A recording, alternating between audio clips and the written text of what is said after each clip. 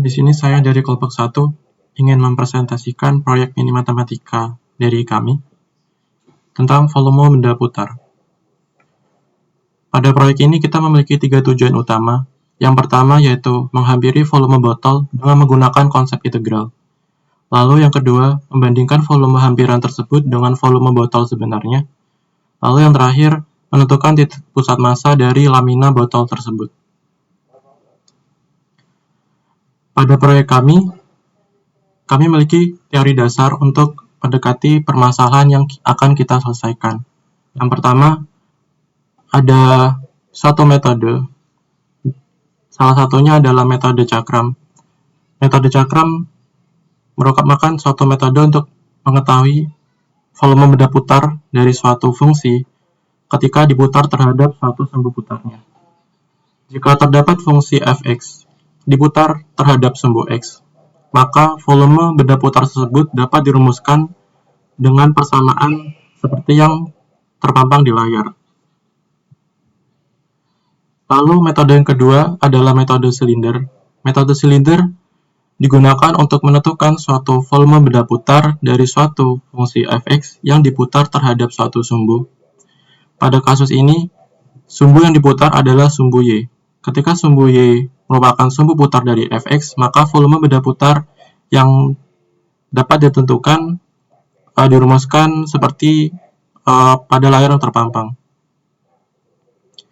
Lalu, yang selanjutnya, pada proyek kami menggunakan teorema Pappus untuk menentukan titik pusat massa dari suatu daerah. Teorema Pappus mengatakan bahwa jika terdapat suatu daerah diputar terhadap suatu sumbu putar, maka benda penjal yang terbentuk dapat digambarkan seperti gambar yang terpampang. Volume dari benda putar tersebut dapat dirumuskan sebagai perkalian dari luas daerah tersebut dan jarak titik pusat daerah tersebut kepada sumbu putarnya. Pada kasus ini, daerah tersebut dirumuskan oleh R dan jarak titik pusat kepada sumbu putar dilambangkan oleh S. Dari ketiga teori tersebut, kami dapat menyelesaikan masalah yang diminta.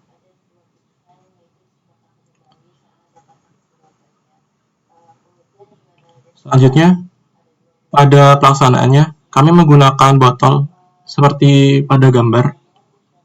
Botol tersebut kita ukur beberapa parameternya, seperti panjang, lebar, dan tingginya, seperti pada gambar. Kurva botol tersebut kita hampiri dengan suatu fungsi piecewise 4 interval, seperti persamaan yang tertampil di layar. Kurva tersebut kita gunakan untuk mendekati volume botol tersebut ketika diputar terhadap sumbu X. Ketika grafik sebelumnya diputar terhadap sumbu X, maka akan terbentuk gambar seperti pada layar. Gambar tersebut adalah hampiran volume botol yang kita pilih di awal, yang akan kita gunakan untuk menghampiri volume botolnya. Dengan menggunakan metode cakram, kita dapat menentukan volume botol tersebut dengan membagi 4 daerah, seperti yang terdapat pada fungsi piecewise. 4 daerah tersebut kita integralkan dari 0 sampai 15,5, seperti yang sudah kita ukur, dan kita gunakan metode cakram, sehingga kita dapat volumenya yaitu 359,71 ml. Selanjutnya, kita akan menyelesaikan permasalahan untuk menentukan hampiran dari titik pusat massa dari lamina botol. Lamina botol yang terbentuk adalah seperti pada layar. Lamina tersebut didapatkan dari suatu fungsi yang sudah kita tentukan, namun terdapat beberapa bagian kita hilangkan untuk mempermudah perhitungan.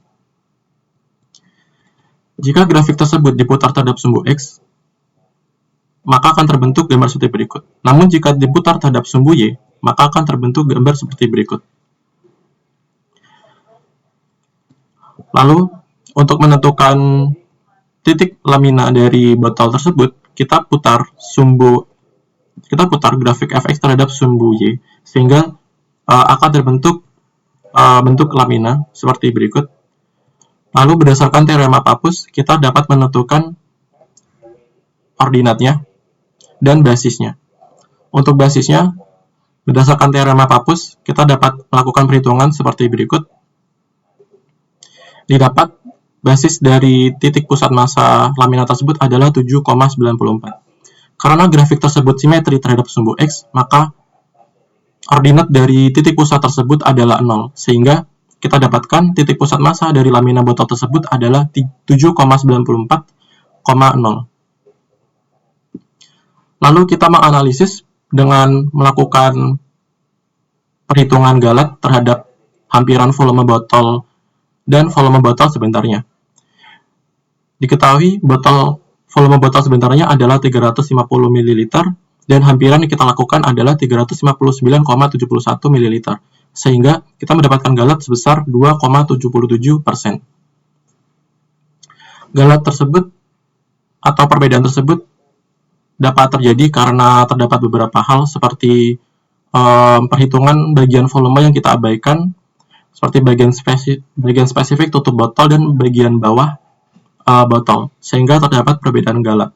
Dan yang kedua adalah pendekatan fungsi yang kita lakukan tidak sepenuhnya sama dengan kurva botol sebenarnya, sehingga terdapat perbedaan Galat.